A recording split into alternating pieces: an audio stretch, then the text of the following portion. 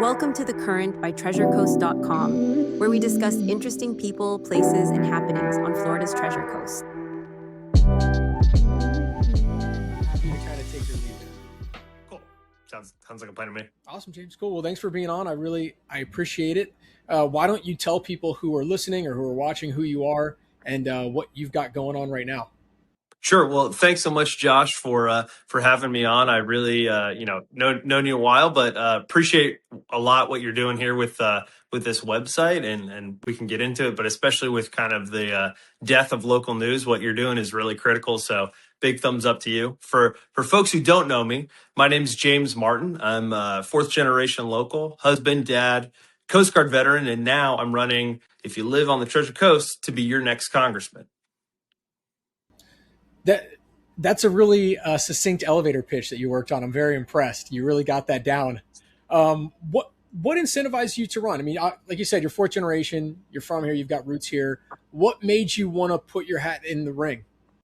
Sure. Well, I think when I looked around, when I got out of the Coast Guard, I looked around. I didn't necessarily like what was going on, but more importantly, I think when you look around, and I'm sure this is true for a lot of young folks, sort of what we were all raised on, the promise of America, right, is that if you work hard and you play by the rules, you'll be a little bit better off than your parents. And what I was seeing, looking around both at my peers, kids I went to school with, and people older than me, is that's no longer true anymore. That's for the first time in like 70 years.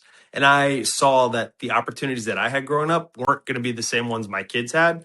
And, I didn't think our congressman was doing a good job at addressing some of those issues. And I thought I had the right background to take them on. So, here we are a few months later in this crazy idea. But, as I always said, you got to be the change you want to see, right? That's cool. That's awesome. What are your thoughts on, like challenges that are facing Treasure Coast residents? Because I think a lot of people do. I think that resonates with a lot of people. Things have felt odd for a little while, maybe economically or socially, or and I think sometimes people, and Sure. we I think talked about this even in person at the Project Lift Gala, but I think a lot of people are kind of apathetic, or maybe it's kind of at a high level, or it's a 5,000 foot level, or it's people in higher places that control these things. So I'm interested to hear your thoughts on like what the biggest issues are for people here on the Treasure Coast. Yeah, no doubt about it. It's the number one thing I hear all the time: cost of living crisis. I think that's no secret to a lot of folks. Whether we're talking about property insurance, cost of groceries, household goods, now gas is through the roof. All of those things are top of mind. And what I always tell folks, to the sort of the second part of your question, what we talked about in person the last time I saw you was, this sort of apathy and people say, I don't pay attention to the news anymore. It stresses me out. And, I get that. But part of it is that's what they want. But the other part of it is, to be, and people say, politics is so divisive these days. But what I always try and tell folks when I talk to them is, look, you might not care about politics, but politics cares about you. And this is the consequence of not caring about politics, is some of the skyrocketing prices, in my view, because we now are in a place where our current representative is not doing anything about it, and sort of towing the party line on a lot of things, and letting some of these policies continue unchecked.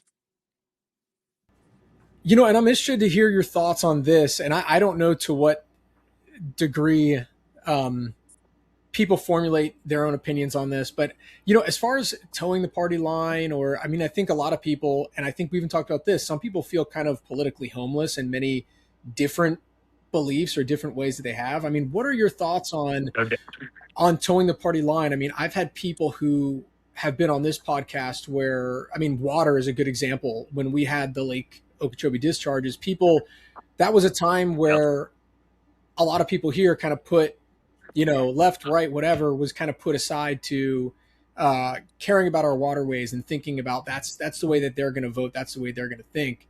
How do you view things like that? And is there anything that you see that people locally can kind of get together on and not worry about like, hey, this person's a Republican, this person's a Democrat. But there are things that we can all get behind to make the Treasure Coast a better place, not just for us, but for our kids and their kids, and 4 generations down the line. Yeah. Well, no doubt about it.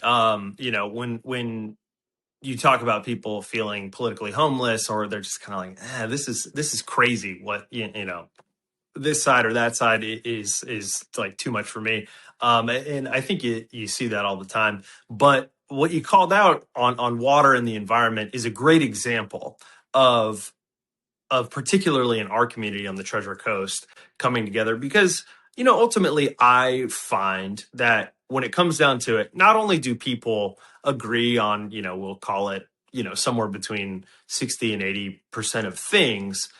What I really find when I talk to folks, without knowing their party, is the values that unite us. Like, most people on the Treasure Coast work hard, know the value of a dollar. They look out for their neighbors.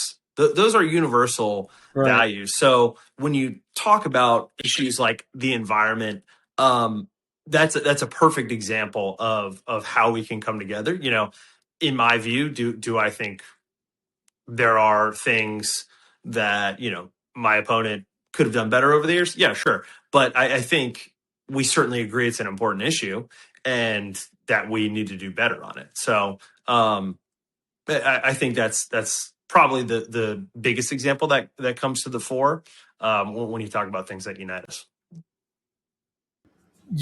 And I'm interested to hear, this kind of came up as you were talking, and maybe it's backtracking a little bit, but how did kind of your service in the Coast Guard impact your desire to run? Or have you always kind of thought that, hey, maybe I'll get into politics in the future? Or was it kind of coming from the Coast Guard background, going through that and thinking about different ways to serve? So I served in the Coast Guard just shy of 10 years. I went to the Coast Guard Academy, served on 4 different ships, Florida, bounced all over the Caribbean, Central America. I was over in the Middle East for a little bit. I was actually captain of 2 ships here out of Fort Pierce, and then went on to serve in some policy roles, including at the White House. So when I was wrapping up my time in the Coast Guard, I didn't really think, maybe in sort of a way where, anyone says, maybe I'd like to do that someday, kind of in the way that like, oh, maybe I'd like to like own that kind of car or like have that kind of boat one day. Like, maybe like politics would be like an interesting thing to do. But certainly not in kind of this way and in this time horizon.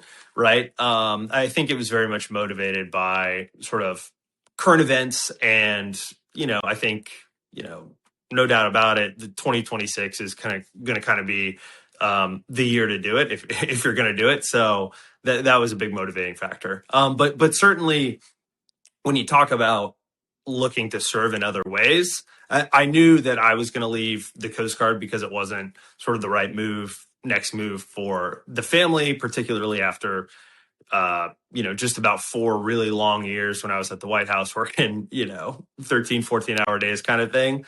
And this was a way that I felt that I could continue to serve in a different way, and to use my experience and my service in a really constructive way for our home.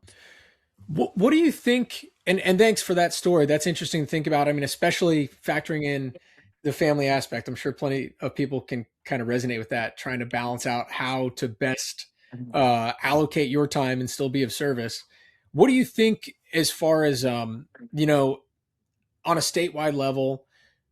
Like you said, you had some time at the White House. What kind of things do you think could be done better or differently, or just maybe haven't been done at all at a statewide level that would affect people here locally? You brought up, the rising cost of living. I know, we had, I think the last politician we had on was Mayor Collins at City of Stewart, and we talked about, affordable housing and Yep. some of that's going on. What are your thoughts on initiatives that could or should be going on or could be done differently at the state level? Sure. Well, so it's really interesting because, on the trail, a lot of times people, and rightfully so, they love to ask me about local issues and statewide issues.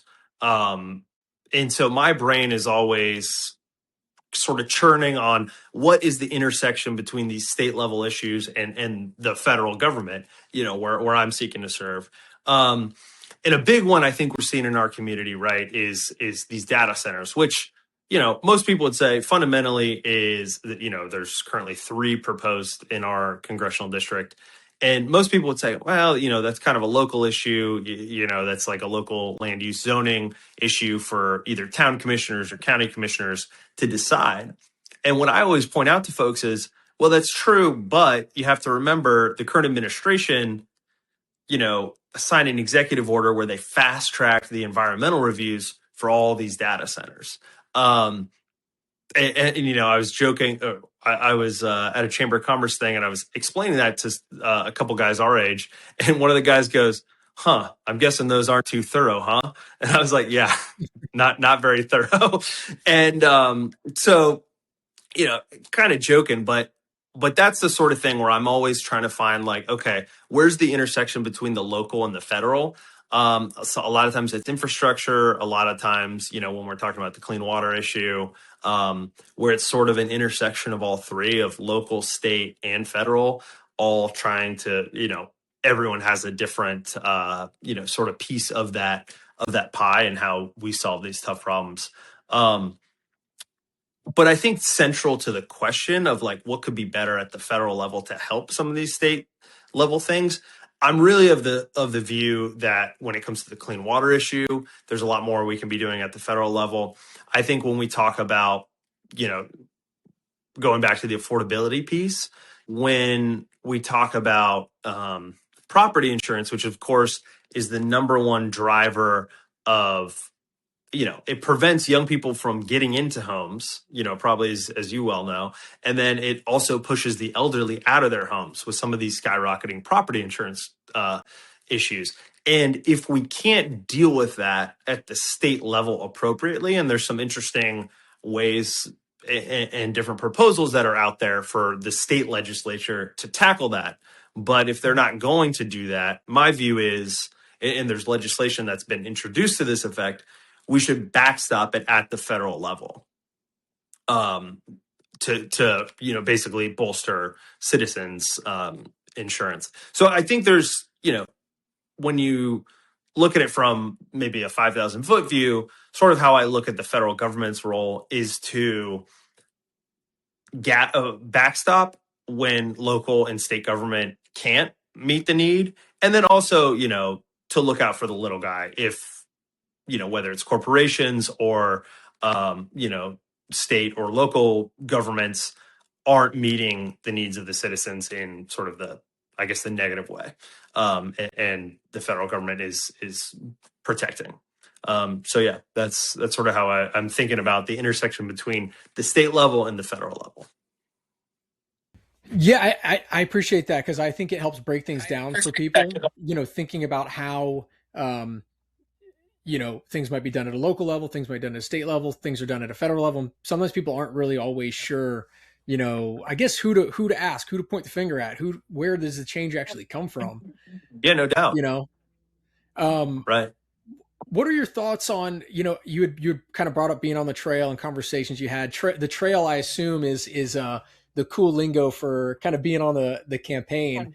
So I'm interested in, what are some of the concerns that you've heard talking to people? Is it kind of along the lines of the conversation we're having, or what are some things that you think are most affecting people locally?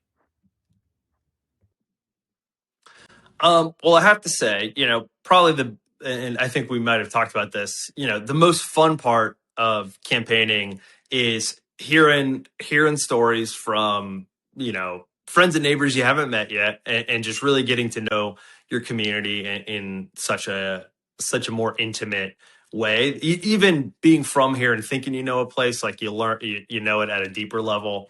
Because I always tell folks when I'm telling people from elsewhere, our community is so, like, rich and diverse in terms of, we have commercial fishermen, we have ranchers, we have, teachers, firefighters, quote unquote, normal folks.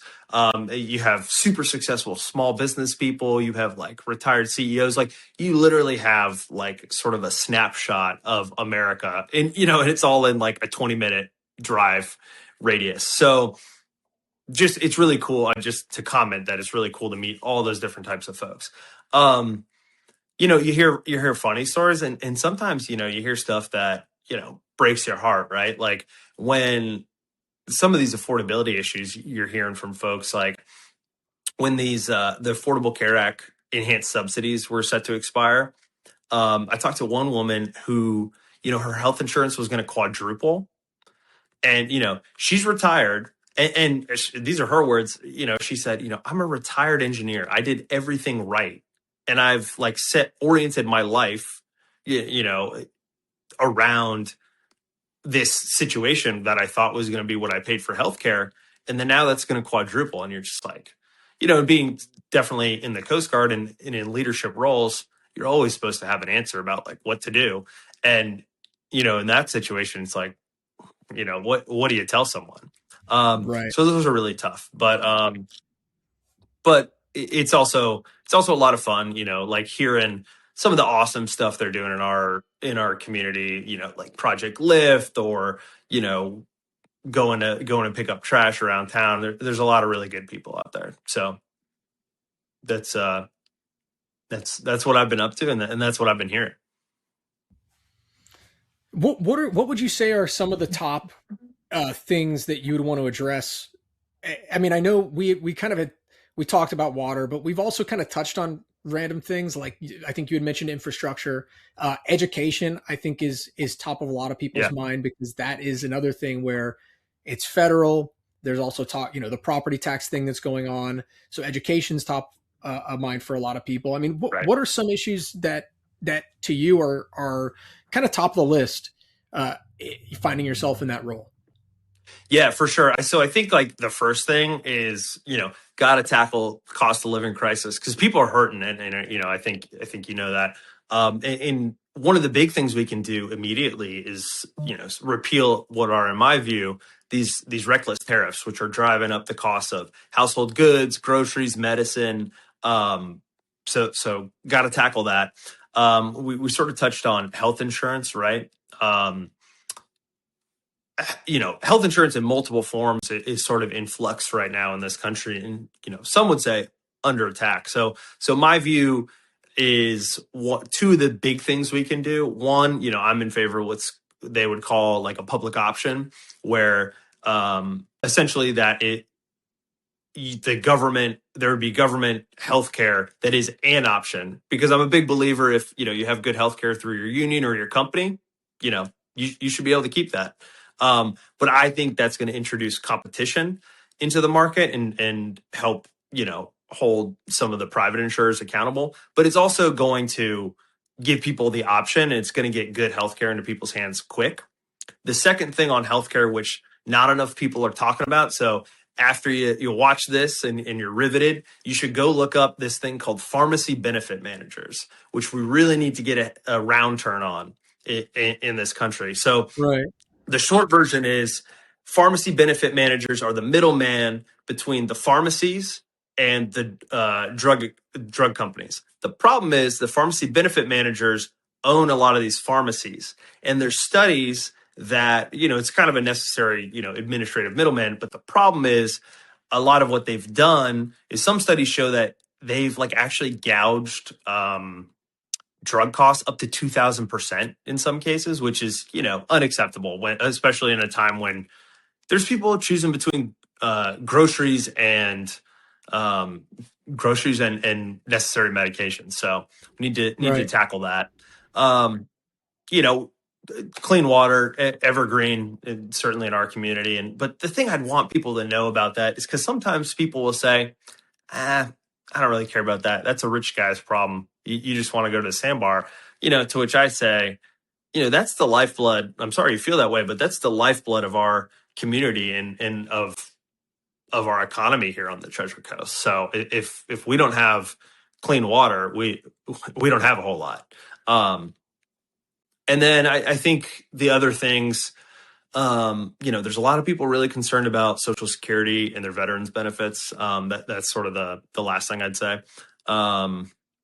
Where I think there's a lot of fear, and rightfully so, and a lot of concern that there are moves to privatize some of this stuff, and some of the employee shortcuts that a lot of people feel, and I can see why, that they're making some of these systems unusable. It's the case. Had a really good conversation with an expert who, he's an attorney who helps people navigate these systems. The percentage of people who are dying without collecting Social Security benefits because there's just so many hoops to jump through is like through the roof, which is, it's kind of sad because people earn that. So that's kind of a snapshot of I think the issues that are both top of mind and some of the things that we can do about them. And I appreciate you mentioning that. It's funny. I was talking with someone because I had heard about the pharmacy benefit managers from, I don't know, it was on some podcast or something. And I think it makes you, again, kind of realize just how deep some of these things are. I mean, when it comes to things like insurance, health insurance, that's something that I think a lot of people here, anywhere across the country, they're realizing. Social Security, you mentioned, it's probably similar to the engineer that you talk to, where you think you're going to be right living off this comfortable, this is what you're planning your life for. You think you're doing things right. And then as time goes on, be it, some policy, it's state, local, federal, be it inflation, be it whatever, whatever the cause is, you're finding yourself looking at it going, where do we go from here? Totally upends the apple cart. And I would say one more thing on that score, Josh, is, when we talk about some of these changes, the big overarching one, and this is, sort of a passion project of mine, and, one of the first big policies our campaign put out is getting some of the money out of politics, getting money in general out of politics, and overturning the Supreme Court case, Citizens United. And for, and I think how that manifests is like, obviously people are sick of members of Congress trading stocks, like not cool, shouldn't do it, based on privileged information, but also some of, these speculative markets, the Kalshi, the poly market, as well as some of this crypto stuff. But then extend that for also people in the executive branch and some of the Supreme Court, not only because it's going to help restore trust in government, which is at an all-time low, but the real reason is when you talk about some of these things like pharmacy benefit managers, if we don't get money out of politics, we are not going to be able to make any of these changes, whether it's regulate AI, you name it, because those industries are just going to pump hundreds of millions of dollars into races and into politicians' pockets to prevent any sort of meaningful change for happening. So just had to take that second to get on my soapbox, but I think it's really important for those two reasons. And I think that's an interesting thing. It might be more difficult than ever today to get real information, or at least to feel like you're getting real information. Maybe that's the reason there are so many industries that a big part of their budget is really kind of lobbying for a specific policy, or some sort of maybe get snuck into a bill, or it's hard to really maybe that's led to the decrease in trust over time. And I know it's kind of an ongoing thing, especially if you're especially at a national level. But do you know what, let's say after one term, what would success look like to you? Sure. After one term, I would say, small caveat. Theoretically, I win. We're going to be under 2 years of the Trump administration. So, both to temper expectations in terms of like, there's not going to be some sweeping infrastructure bill that, just like magically fixes the clean water or whatever. So I think what success looks like to me is going to be doing as much good to make people's lives better. And I think, there's really constructive ways to do that. Some, ending some of this tariff stuff, seeing if we can make meaningful change on some of this healthcare stuff. But I think a lot of that's going to happen, actually, and people would be surprised to hear me say this. I think a lot of that stuff can happen if we are willing and able to work across the aisle. And this sort of, dovetails back to where we started, of people being willing to work across the aisle.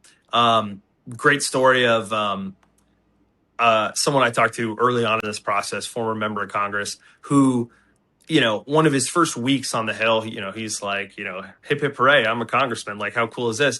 And he goes to have a beer with a buddy of his, and they both taught at West Point at the same time. And they were both spotted in DC. And they both get hauled into the principal's office, like the speaker and the minority leader. And they're like, what the heck are you doing with that guy? And they're like, he's my friend. We taught at West Point. They're like, never be seen with him again. And, Wow. I think that probably sounds ridiculous, to the viewers and as it does to you and I. And that was a few years ago, and it's only gotten nastier. So I think we do need to kind of get back to this temperature setting and just sort of, common sense approach to actually making people's lives better, because that's what we're getting sent to Washington to do, not to protect special interests, not to, do whatever the president says. It's to, make your life better, your family's life better, all your neighbors, all my neighbors. That's the job. I really appreciate that, James. I appreciate the perspective. I appreciate, I think more than anything, just being able to talk to someone who, like I do, cares about this community, cares about the future of this community, and cares about what this community is going to look like 1, 2, 3, 4, 5 generations down the line. So thank you again. And before we finish, where can people learn more about you, your campaign, and what's coming up? Yeah, no doubt. So if you like what you heard, you can head to jamesmartinforflorida.com, all spelled out, or you were on social media, all the platforms. You'll see a nice young man that looks like this in the thumbnail. So right now in the stage of the campaign, we're, sort of behind the scenes going to stuff we're invited to, and working the phones, but we'll be getting out there a lot, coming up here in June and July. So if you're interested in maybe joining up on the campaign, volunteering, there's a spot on our website to do that. But otherwise, helpful for you to follow, share, and that's what we have going on. Really appreciate the opportunity again, Josh. This has been tons of fun, and appreciate what you're doing out there. Thanks, James. I appreciate you. You bet. Thanks, Josh. That's a wrap for this episode of The Current by TreasureCoast.com. If you enjoyed the conversation, be sure to subscribe so you never miss an episode. You can find us on Spotify, Apple Podcasts, and YouTube. Follow us on social media or visit TreasureCoast.com for local events, tips, and news. Have a guest or topic you'd love to hear on the show? Let us know at TreasureCoast.com. Until next time, keep riding the current and enjoying everything the Treasure Coast has to offer. See you soon.